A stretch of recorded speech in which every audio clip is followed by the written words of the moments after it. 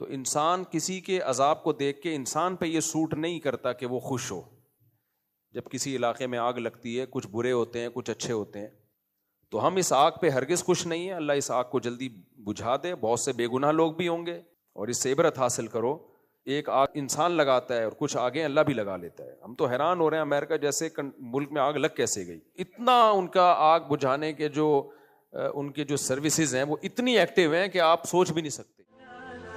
مفتی طارق مسعود کے بیانات کے لیے مفتی صاحب کے آفیشیل چینل مفتی طارق مسعود سپیچز کو سبسکرائب کریں.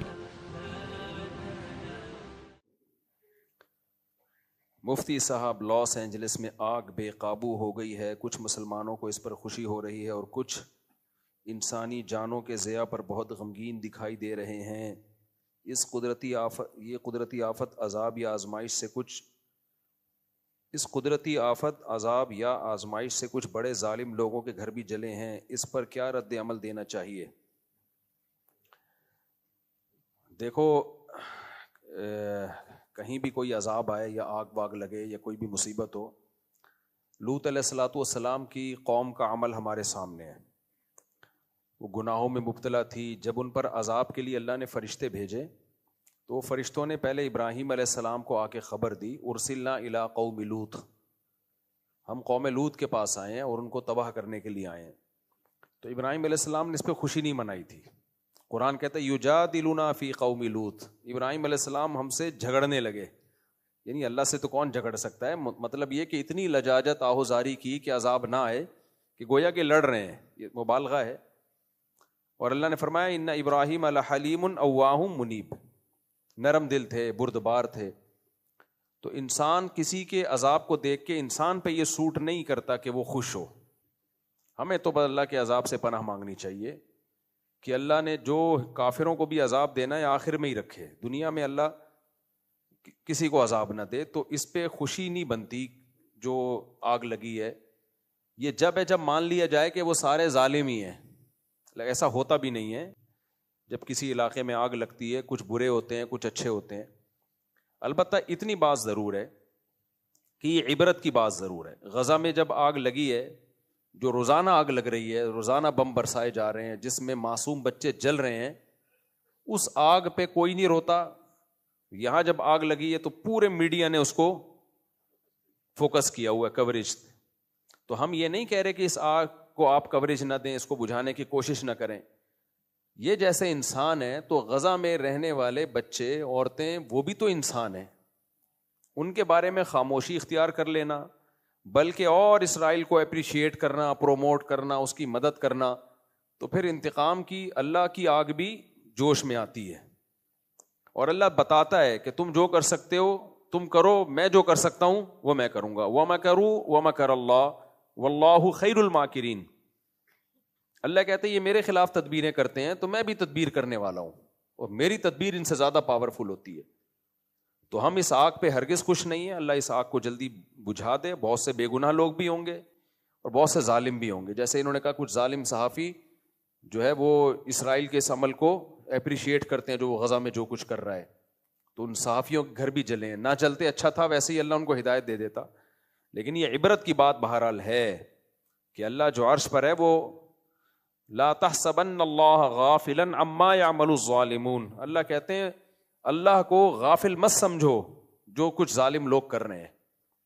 تو اس لیے دنیا کو دونوں آگوں کے خلاف آواز اٹھانی چاہیے، دونوں آگوں کو بجھانے کی کوشش کرنی چاہیے. لاس اینجلس میں جو آگ لگی ہے اس کو بھی بجھانے کی کوشش کریں، لیکن میرے بھائی جو غزہ میں آگ لگی ہوئی ہے نا اس کو بھی بجھانے کی کوشش کرو. اور اس سے عبرت حاصل کرو کہ ایک آگ اللہ انسان لگاتا ہے اور کچھ آگیں اللہ بھی لگا لیتا ہے. ہم تو حیران ہو رہے ہیں امریکہ جیسے ملک میں آگ لگ کیسے گئی. یورپ، امریکہ، کینیڈا، جاپان، ان ملکوں میں گیا ہوں.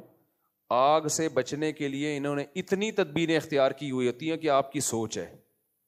ہر بلڈنگ میں فوارے لگے ہوئے ہوتے ہیں، آٹومیٹیکلی آگ لگے گی تو یہ خود بخود یہ آن ہو جائیں گے. اور سڑکوں کے کنارے سڑکوں میں جو ہے نا ایسی جال بچھایا ہوا ہوتا ہے گیسز کا کہ جیسے ہی یا پانی کی لائنیں الگ سے ہوتی ہیں کہ آگ لگی تو یہ خود بخود کھل جائیں گی. اتنا ان کا آگ بجھانے کے جو ان کے جو سروسز ہیں وہ اتنی ایکٹیو ہیں کہ آپ سوچ بھی نہیں سکتے. اس کے باوجود لگ جاتی ہے. وجہ اس کی ہے بھائی اللہ سے کوئی لڑ نہیں سکتا، اللہ سے کوئی لڑ نہیں سکتا، حادثات بہرحال ہوتے ہیں، تو ہمیں ڈرنا چاہیے کہ جو اللہ ہے نا عرش پر وہ غافل نہیں ہے. تو اتنی بات ضرور ہے کہ ان بڑی طاقتوں کو ہوش کے ناخن لینا چاہیے کہ آپ غزہ پہ جس طرح سے خاموش ہو. ٹھیک ہے کچھ لوگ احتجاج وہاں بھی، امریکہ میں بھی عوام احتجاج کرتی ہے، یہ سارے امریکے ایک جیسے نہیں ہیں، بہت سے لوگ غزہ کے حق میں آواز اٹھاتے ہیں، یو کے میں بھی، آسٹریلیا میں بھی، کینیڈا میں بھی، ہر جگہ آوازیں اٹھ رہی ہیں، لیکن وہ اتنی پاورفل آوازیں نہیں ہیں کہ اسرائیل باز آ جائے اس ظلم سے جو وہ غزہ میں کر رہا ہے. تو اس لیے یہ عبرت کا سامان ہے، تو عبرت والوں کو اس سے، اور پھر جو آگ میں جلتے ہیں تو ان کو احساس بھی ہوگا کہ آگ ہوتی کیا چیز ہے. جب تک انسان اس مصیبت میں خود نہیں مبتلا ہوتا نا، دوسرے کے غم کا احساس نہیں ہوتا. جو اللہ نے ہمیں رمضان میں روزے رکھنے کا حکم دیا اس میں بہت ساری حکمتوں میں ایک حکمت یہ بھی ہے کہ بھوکا رہ کے غریبوں کا احساس ہوتا ہے کہ بھوک کیا چیز ہوتی ہے، جن کو کھانا نہیں ملتا ان بیچاروں کی کیا کیفیت ہوتی ہے. تو اللہ کی طرف سے آزمائشیں، اللہ تعالیٰ اس آگ کو جلدی بجھائے اور اس عذاب کو جلدی ٹالے، ختم کرے، اور لوگ جتنے جو زخمی ہیں اللہ ان کو جلد سے جلد شفا دے. لیکن اللہ اس سے ان ظالموں کو سیکھنے کا موقع بھی دے، عبرت کا موقع دے کہ جنہوں نے غزہ میں آگ لگائی ہوئی ہے، یا آگ لگائی تو نہیں ہے لیکن اس آگ کو وہ پروموٹ کر رہے ہیں، اپریشیٹ کر رہے ہیں، ظالموں کو کی حوصلہ افزائی کر رہے ہیں، یا اس آگ لگانے میں ان کے شریک بن رہے ہیں.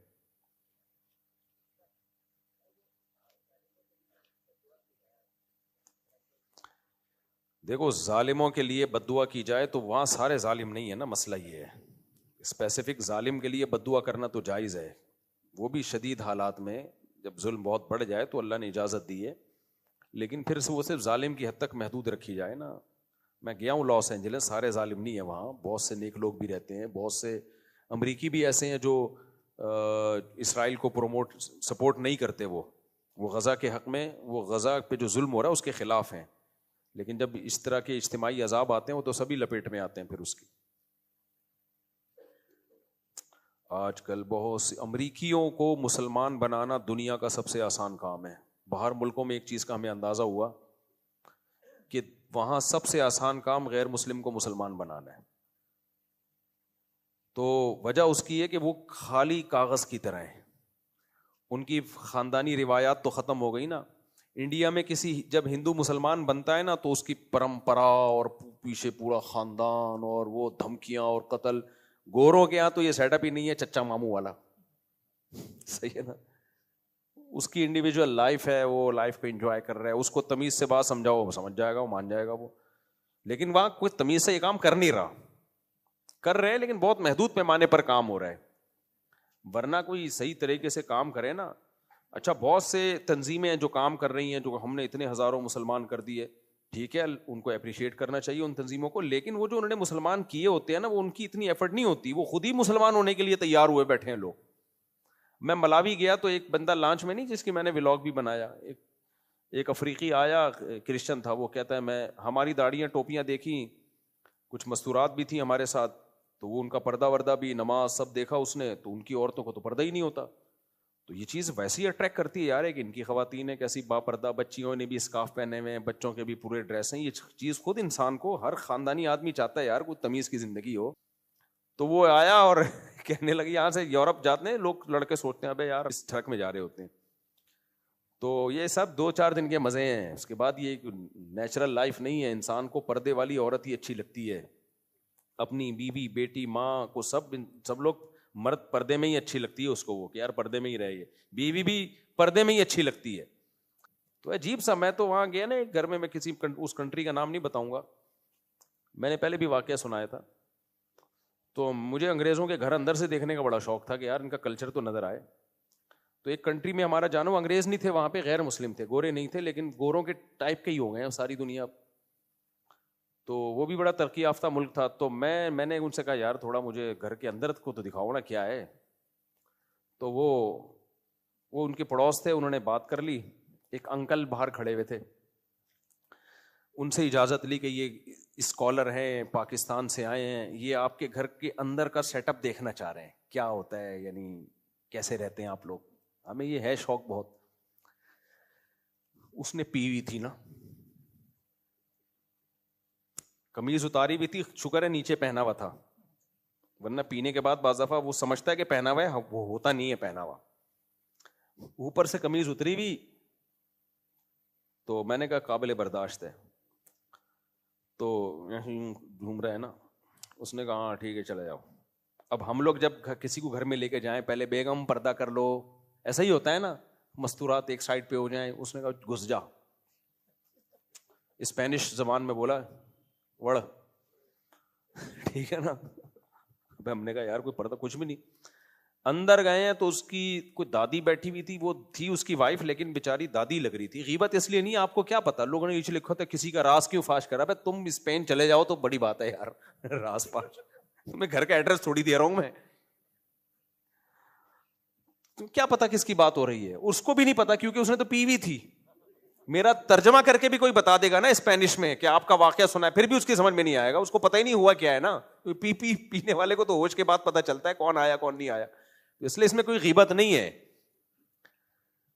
تو جب میں اندر گیا ہوں تو ایک بڈیا بیٹھی ہوئی, اللہ معاف فرمائے, اس نے, اور بس وہ اوپر کا تھوڑا بہت, بھائی یار بوڑھی عورتیں اس ڈریس میں اچھی لگتی ہیں,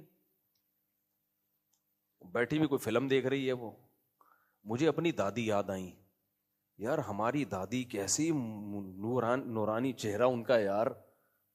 وہ بڑھیا اس کی بیوی تھی, بعد میں اس نے بتایا, وہ بیچاری جلدی, وہ بڑی عمر کی خاتون سے شادی کر لی ہوگی, خیر وہ تو ان کا پرسنل معاملہ ہے, کوئی ایسا مسئلہ نہیں ہے یہ.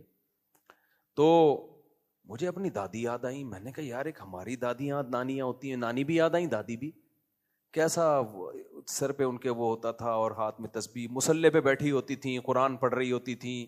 اتنے چادریں تھیں نا ہماری دادی کی ایک ہی مصلے پہ, اور وہ اپنے زمانے کے جہیز کا ایک بکسا رکھا ہوا تھا.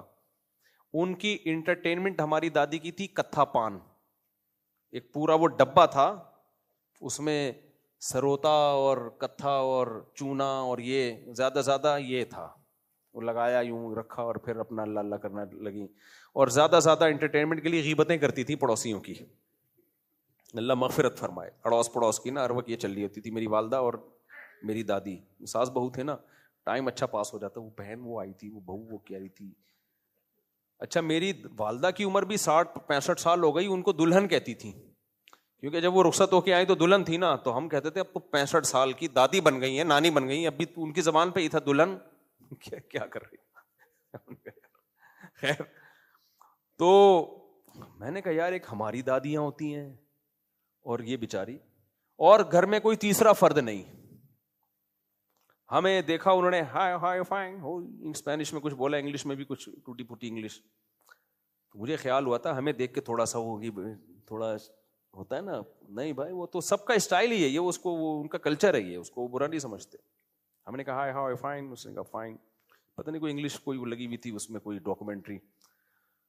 گھر بس ٹوٹل یہی, سب کا یہی حال ہے بیچاروں کا یار.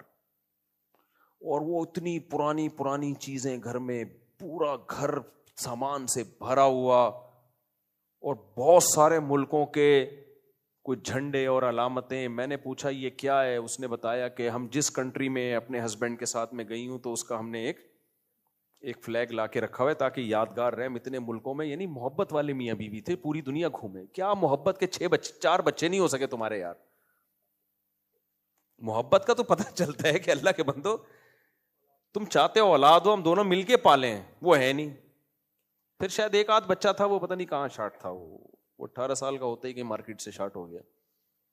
مجھے زیادہ ترس آ رہا تھا اس بیچاری بڑھیا پہ کہ یار مجھے بیٹا بنا لو, میں تمہاری خدمت کروں گا. کوئی ایسے یار, اب یہ اور بوڑھی ہوگی تو کیا ہوگا اس بیچاری کا. تو یہ حالات چل رہے ہیں مارکیٹ میں, سمجھ رہے ہو کیا بات. یہ میں نے شروع کہاں سے کی تھی, یہ کس پہ, نہیں یہ بات یہ واقع. ہاں تو اب مجھے ایک بات بتاؤ, یہ جب اسلام کو سنیں پڑھیں, ان کا تو بہت اٹریکشن ہے بھائی. امریکہ میں ایک بڑھیا مسلمان ہوئی اس لیے کہ اس نے جنازہ دیکھ لیا کسی کا, اور وہ مسلمان بھی بڑے لبرل سے تھے, کوئی بہت مذہبی نہیں تھے. ان کی دادی کا انتقال ہوا امریکہ میں, انہوں نے غسل دیا, کفن دیا, جنازہ رکھا, پڑا بڑی تمیز سے جا کے. وہ بڑھیا نے, انگریز نے کہا بھائی کتنی تم عزت مردے کو دیتے ہو, میں تو مر گئی تو مجھے تو پتہ نہیں جلا دیں گے کیا کریں گے. میرے بچے بھی آئے گا بھی کہ نہیں آئے گا. وہاں گاؤں دیہاتوں میں فیملی سسٹم ہے, لیکن شہروں میں تو یہی حالات چل رہے ہیں. تو مجھے تو پتہ نہیں کیا کر دیں گے. تو میں اگر مسلمان ہو گئی مجھے بھی یہ پروٹوکول ملے گا. انہوں نے کہا ہاں بھائی یہ تو جو بھی مسلمان ہو اس کو ہم غسل کفن کے بغیر نہیں دفناتے. وہ مسلمان ہو گئی. تو میں وہ افریقہ والے کا بتا رہا تھا, ملاوی میں نا, تو وہ لانچ میں ہمارے ساتھ آیا اور جب دیکھا بھائی خواتین نے پردہ بھی کیا ہوا ہے, بچوں نے بھی بڑی تمیز کے بیٹھے ہوئے ہیں, اور سارے ہمارے ساتھ تبلیغی ٹائپ کے لوگ داڑھیوں والے, تو اس نے آ کے بات کرنا شروع کر دی, میں بھی اسلام لانا چاہتا ہوں. تو ہم نے پھر اس کو تبلیغ کی سمجھایا. پھر میں نے ان کے ذمہ لگا دیا بھائی اس کو کلمہ پڑھا دینا. میں نے کہا میں تو جا رہا ہوں, تم نے نہیں پڑھایا نا الٹے لٹکے ہوئے ہوگے قیامت کے دن تم. پھر میں نے فون کر کے پوچھا بھی. تو وہاں مسلمان کرنا کوئی اتنا مسئلہ نہیں ہے, مسئلہ ہمارے ساتھ ہے. مسلمان کر کے سنبھالتے ہی نہیں ہمارے لوگ. کوئی ایسا کچھ سیٹ اپ ہی نہیں ہے بڑا سیٹ اپ کہ ان کو سنبھالا جائے پھر ان کو تبلیغ کی جائے کوئی. تو میں اس پہ بھی سوچ رہا ہوں, کچھ کر بھی رہے ہیں, ایسا نہیں ہے سارے ایسے نہیں ہیں, لیکن کچھ لوگ کر بھی رہے ہیں اس پہ. خلاصہ یہ نکلا کہ اس وقت دنیا میں جو ہٹ دھرم اور ضدی ہیں ان کی تو میں بات ہی نہیں کر رہا, لیکن نارملی غیر مسلم کا اسلام لانا اتنا مسئلہ نہیں. ابھی دیکھو ایک عیسائی آتا تھا یہاں بیان میں بیٹھتا تھا, کرسچن لڑکا تھا, میرا خیال ہے کتنے سال بیان سنا ہوگا. کون جس کے بیچارے کی ڈیتھ بھی ہو گئی ابھی, کون لایا تھا اس کو یار, ادھر ہی کوئی لڑکا آتا ہے بیان میں. تو کئی سالوں یا کئی مہینوں سے بیان سن رہا تھا. مجھے نہیں پتا تھا یہ کرسچن ہے, بیان سن کے چلا جاتا تھا. تو کیا ہوا ہے 2-4 مہینے پہلے وہ آیا اور کہا کہ میں آپ کا, مجھے یاد دیکھ کے بھی پہچان گیا. میں نے کہا تم تو بیان میں آؤ, تو کہتے ہیں میں عیسائی ہوں لیکن میں اب اسلام لانا چاہتا ہوں. تو میں نے اسے کہا سوچ لو اچھی طریقے سے, غور و فکر کر لو وغیرہ وغیرہ, سمجھایا. پھر چلا گیا. وہ مجھے ڈر بھی لگ رہا تھا انتقال نہ ہو جائے یار, لیکن بہرحال انسان سوچے تو نا. تو پھر اگلے ہفتے دوبارہ آیا, کہہ رہا میں بالکل سوچ سمجھ کے مسلمان ہو رہا ہوں. تو اسلام قبول کیا اس نے, ابھی اسلام قبول کروایا ہے اس کو, یہیں بینچ پہ مسلمان ہوا. میرا کینیڈا کا سفر تھا, میں کینیڈا گیا تو وہاں کسی کا میرے پاس میسج آیا کہ اس کی ڈیتھ ہو گئی ہے, ایکسیڈنٹ میں انتقال ہو گیا. میں نے کہا کون, میں پہچان نہیں رہا, تصویر بھی. میں نے کہا بھائی یہ تو وہی ہے جو ابھی ہے. لیکن مجھے وہ حدیث, ایسے بہت واقعات اپنی زندگی میں دیکھے ہیں بھائی. تو حدیث میں آتا ہے کہ انسان برے عمل کرتے کرتے کرتے ایک بالش جہنم کے قریب پہنچ جاتا ہے, لیکن اللہ کے علم میں ہوتا ہے کہ یہ جنتیوں میں سے ہے. صحیح ہے نا, صحیح حدیث ہے. تو اتنا جہنم کے قریب ہو کر وہ اعمال شروع کر دیتا ہے تو جنتیوں والے ہوتے ہیں. اور اس کے الٹا بھی ہوتا ہے, نیک عمل کرتے کرتے جنت کے ایک بالش قریب ہوتا ہے, لیکن اللہ کے علم میں ہوتا ہے کہ یہ جائے گا کہاں, جہنم میں. عین وقت پہ مرتد ہو جاتا ہے, اس کو پتہ نہیں ہوتا اس کے بعد میری موت ہے. میں نے ایسے اپنی زندگی میں غیر مسلم اور بھی دیکھے ہیں, جوان مسلمان ہوئے 4 دن بعد ڈیتھ ہو گئی ایکسیڈنٹ سے. یا تو یہ بڑے خوش قسمت لوگ ہیں. اس لیے میں کوئی غیر مسلم مسلمان ہونا چاہے نا, اس کو ڈیلے نہیں کرتا. بھائی موت کا کوئی بھروسہ نہیں ہے. ایک واقعہ تو میں بہت دفعہ سنا چکا ہوں. ہم جس مسجد میں رہا کرتے تھے پہلے, وہاں ایک عیسائی لڑکا آیا, ینگ تھا, 22-23 سال کا لڑکا, رمضان میں. اور یہ پرانا واقعہ ہے, جون جولائی کے روزے تھے ہمارے بچپن کے, جون جولائی کے بہت لمبے ٹف روزے تھے. اس میں تو مسلمانوں کا دل چاہ رہا ہوتا ہے کہ یار ہم تو عید کے بعد مسلمان ہو جاتے تو زیادہ اچھا تھا. اتنے لمبے ٹف روزے تھے. ہمارے بچپن کی بات کر رہا ہوں, اور اس وقت ایئر کنڈیشن وغیرہ کی اتنی سہولتیں بھی نہیں تھیں. بہت کم لوگوں کے ایسی اے سی جس کے گھر ہوتا وہ تو مجھے یاد ہے ایک دفعہ ہم کسی بینک میں جانا ہوا, اے سی لگا ہوا تھا. میں اپنے کزنوں کو, ابے بھائی ایسی ٹھنڈی ہوائیں آ رہی تھیں, میں ان کو جا کے بتا رہا تھا او بھائی. تو اے سی بہت کم لوگوں کے یہاں ہوا کرتا تھا. تو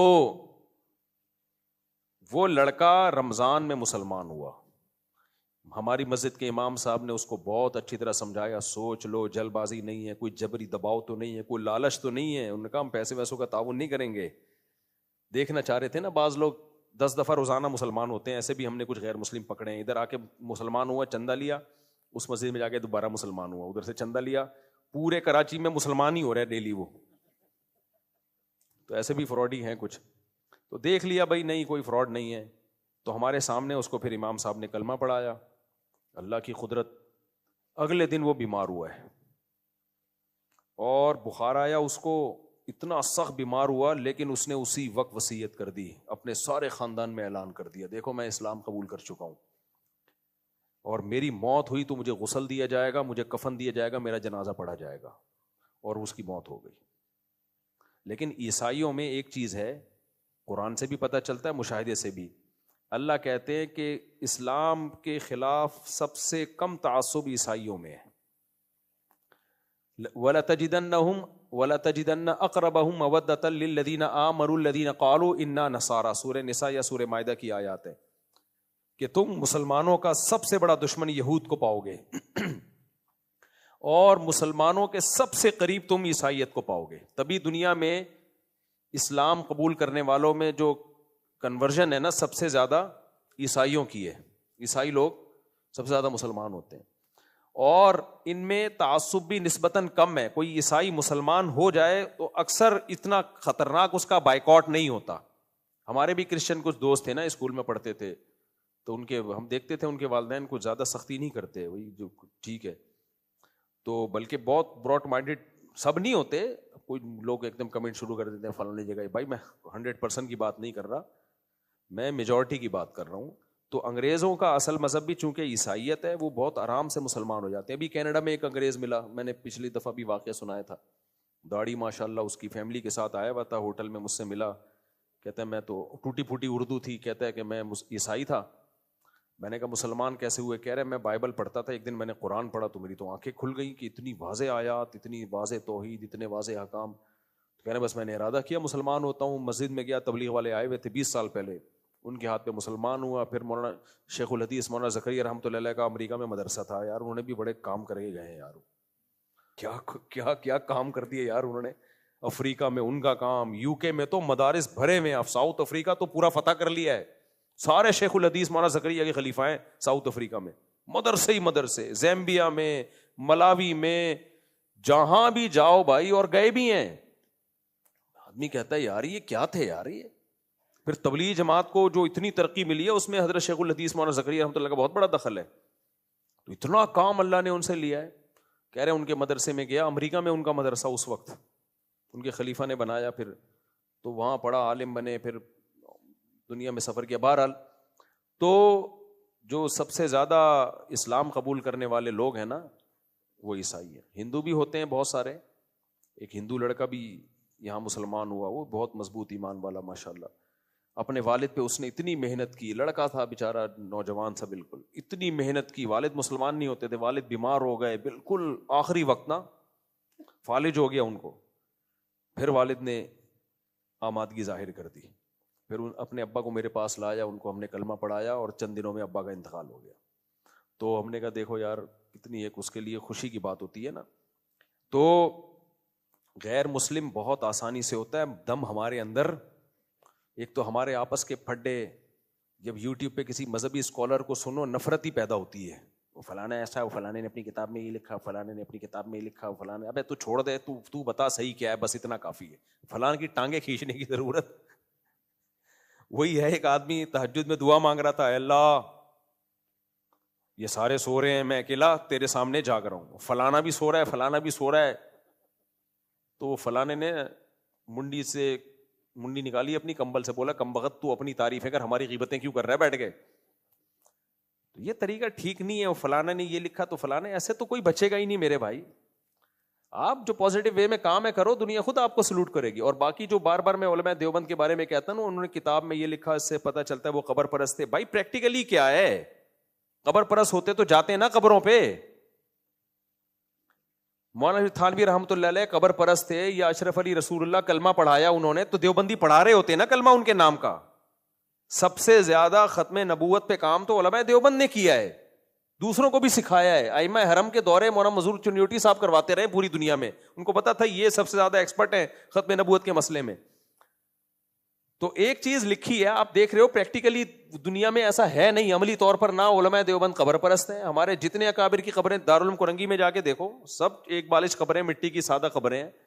تو پھر مردے اکھاڑنا, اس نے یہ لکھا, بھائی کیا قصہ پرانا ہو گیا. مولانا مودودی رحمۃ اللہ علیہ نے بھی بہت کچھ لکھا ہے. لوگ میرے سامنے آ کے کہتے ہیں, میں کہتا ہوں لکھا ختم.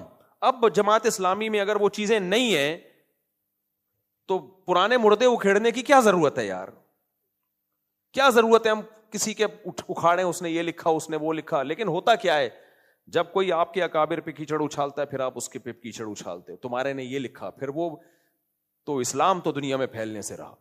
علماء دیوبند نے دنیا میں توحید متعارف کروائی ہے. میرے والد صاحب بیعت تھے حضرت شیخ الحدیث مولانا زکریا رحمۃ اللہ علیہ سے بھی ان کا تعلق تھا, اور مولانا حسین مدنی رحمۃ اللہ علیہ کے ساتھ بھی ان کا تعلق رہا ہے. ہم نے اپنے والد کو کہیں سے بھی قبر پرست نہیں دیکھا. اگر ہوتے تو میں قبر پرست ہوتا, میرے ابا ہوتے. ہمارے دادا بیعت تھے حضرت رشید احمد گنگوئی رحمۃ اللہ علیہ سے, انتہائی درجے کے توحید پرست تھے. میری دادی عبد الرحیم رائے پوری رحمۃ اللہ علیہ سے بیعت تھی. 40ویں کا کھانا نہیں کھاتی تھی وہ قبر پرست ہوں گی جو 40ویں کا کھانا نہیں کھا رہی. صحیح ہے نا. وہ کہتی تھی مجھے اس کھانے سے مردوں کی بو آتی ہے, 40ویں کے کھانے سے, مردوں کے نام پہ جو دیگیں پک رہی ہیں. تو علماء دیوبند ہی کی وجہ سے آج توحید ہے دنیا میں, بر صغیر میں. یہ نہ ہوتے تو پھر کون توحید سکھا رہا تھا؟ اہل حدیث تو بےچارے وہ بھی توحید پرست ہوتے, لیکن مائنورٹی میں 1% بھی نہیں ہے. وہ ان کی تعداد پورے بر صغیر میں 1% بھی نہیں ہے اہل سنت والجماعت میں. تو 1% کا کیا اثر ہوگا؟ ہے وہ بھی توحید پرستی ہوتے ہیں اہل حدیث میں, ان کو وہ ایک پازیٹو چیز ہے ان کے اندر. لیکن توحید ہندوستان میں اگر ہے آپ کی وجہ سے نہیں, آپ تو 1% ہو بھائی. آپ کو سننے والے کتنے ہیں؟ بہت تھوڑے لوگ ہیں. جو بڑا فرقہ ہے ہندوستان میں, جو بڑی تعداد میں ہو, یا دیوبندی ہے یا بریلوی, جن کا اثر ہے 99% تو یہ لوگ ہیں. تو اگر ہندوستان میں قبر پرستی نہیں ہے تو ٹھیک ہے, اہل حدیث قبر پرست نہیں ہوتے, لیکن ہندوستان میں قبر پرستی اگر جہاں جہاں نہیں ہے تو وہ نہیں ہے علماء دیوبند کی وجہ سے, سمجھ رہے ہو؟ اور جہاں ہے تو علماء دیوبند کے علاوہ کی وجہ سے ہے وہ. تو جنہوں نے توحید تبلیغ جماعت تو علماء دیوبند کی پیدا کردہ جماعت ہے. تو یہ لوگوں کو قبر پرست بناتے ہیں یا اللہ سے ہونے کا یقین دلاتے ہیں؟ تو جب ایک اتنی بڑی حقیقت آپ کے سامنے ہو, اس کے بعد کہنا. اور ارواح ثلاثہ مولانا اشرف علی تھانوی کی کتاب نہیں ہے, 20 دفعہ ہم بتا چکے ہیں, ہر تھوڑے دن میں کچھ نکال کے لائے ہوتے ہیں. ارواح مولانا اشرف تھانوی کی کتاب پڑھنی ہے, بہشتی زیور پڑھو. اس میں جو پہلا صفحہ ہے عقائد کا, ایسے خاندانی عقائد ہیں اس میں, تو وہ پڑھو جو تعلیم ناس کے لیے ہیں. جو ایک دیکھو دلالت النص اور عبارت النص اور اشارت النص میں جب تعارض ہوتا ہے نا, تو ہمیشہ عبارت النص کو ترجیح دی جاتی ہے. فقہ کا اصول ہے. عبارت النص کسے کہتے ہیں؟ ایک چیز لوگوں میں بتائی جا رہی ہے تاکہ وہ عقیدے کے طور پر اس کو اختیار کریں, اور ایک واقعہ لکھا ہوا ہے جس کے 20 مطلب نکل سکتے ہیں. تو آپ اس واقعے کو لے کر کہہ رہے ہو کہ ان کا یہ عقیدہ تھا, اور جو وہ عقیدوں کی کتابوں میں لکھ کے بیان کرنے کہ ہمارا یہ عقیدہ اور اس کو اختیار کرو, اس کو آپ لے نہیں رہے, نہ پبلک کے سامنے لا رہے ہو, تو یہ اس کی علامت ہے کہ آپ کی طبیعت میں فساد ہے. تو آپ کی طبیعت میں ہی فساد ہے. تو توحید تو پھیلائی ہمارے علماء نے. ہمیں تو حیرانگی ہوتی ہے کہ یار یہ کیسی باتیں کرتے ہیں. توحید تو ہم نے اپنے والد سے سیکھی, اپنے دادا سے سیکھی, اپنے دادی سے سیکھی, اور ان سب نے علماء دیوبند سے سیکھی ہے. میرے والد صاحب کی قبر دیکھ لو, میری والدہ کی قبر دیکھ لو صاحب, اور یہ ہمیں آگے توحید سکھا رہے ہیں کہ علماء دیوبند قبر پرست ہوتے ہیں. بھائی صاحب, علماء دیوبند قبر پرستی کو ختم کیا علماء دیوبند نے. تو جو ختم کرنے والے ہیں وہ اس میں زیادہ بڑا کردار علماء دیوبند کا ہے قبر پرستی کو ختم کرنے میں.